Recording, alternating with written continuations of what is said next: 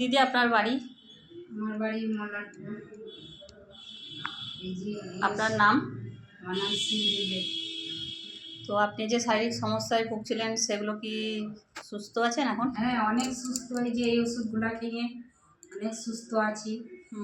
ভালোই বটে ওষুধগুলা কিনে, যা কিছু প্রবলেম ছিল সব ঠিক আছে। তো আপনার কি মনে হয় এখানে আমাদের কাজ করা যাবে?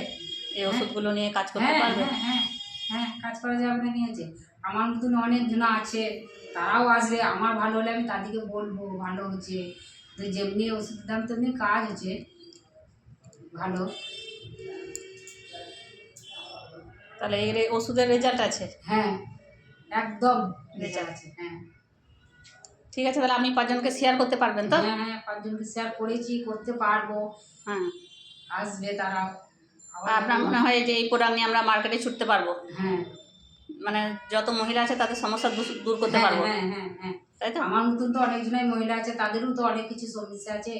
আমি বললে তারাও হয়তো এইখান থেকেই ভালো হবে। অনেক ডাক্তার দেখাইছে, অনেক জায়গায় ভালো হয়নি, এখানে হবে। আমি বলি তো যে ওষুধগুলো খুব ভালো হবে, কিন্তু আমার সত্যি ভালো হয়েছে। থ্যাংক ইউ দিদি, আপনাকে অনেক ধন্যবাদ। Thank you.